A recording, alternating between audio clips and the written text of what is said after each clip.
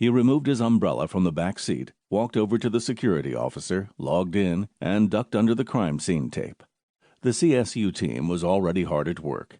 He headed straight toward forensic pathologist Dr. Tony Capino, who was on his knees examining the body.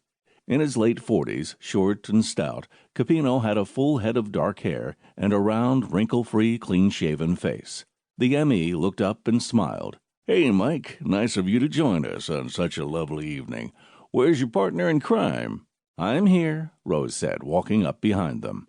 Goodwin, a pretty African-American in her early 40s, had a slim, athletic build. She had sparkling blackish-brown eyes, a radiant smile, and an Afro-style hairdo that made her appear taller than her 5 feet 4 inches. "Do you have any idea who the victim is, Doc?" McMahon asked.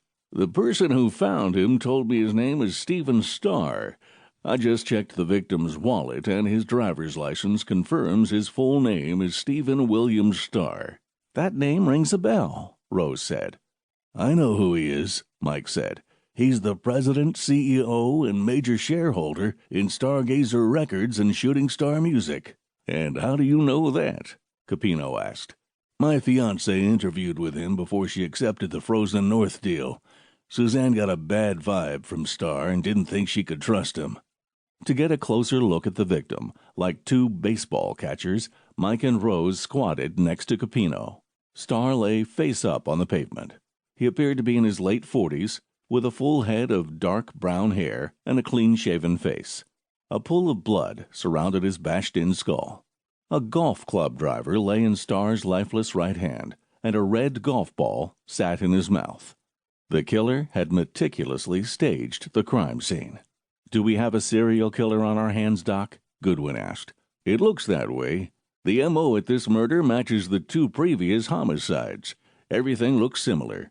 He's left the same tailor-made M4 club at each crime scene.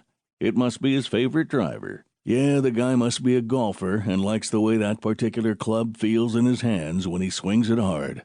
It looks like he got a hole-in-one," Mike said, pointing to the golf ball. "Give me a break," Rose said, pretending to be disgusted at McMahon's attempt to lighten the mood with a little morbid cop humor.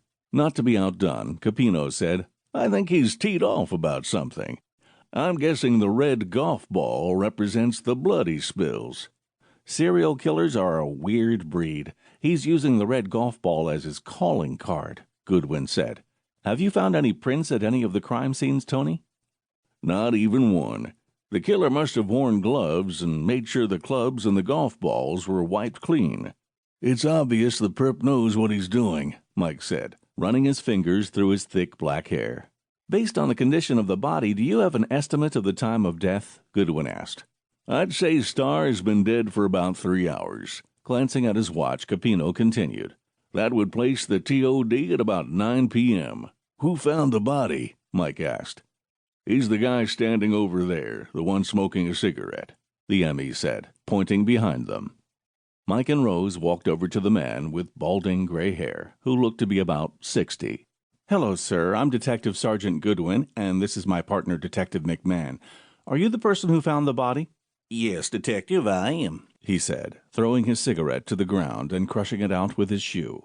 "Who are you, and how did you come to be in this parking lot?" Rose asked. "My name is Greg Moore. I work in this building. I'm Mr. Starr's janitor and a handyman. I come in at 10 until 6 a.m. "What time did you discover Mr. Starr's body?" Mike asked. "I always come to work a little early. I think it was around 9:45 when I pulled into the parking lot. As I got out of my car, I noticed Mr. Starr lying on the ground. I rushed over to see if I could help, but it was too late. He was already dead, so I called 911. The M.E. estimates the time of death was around 9 p.m. Do you have any idea why Starr would be here so late? Asked Rose.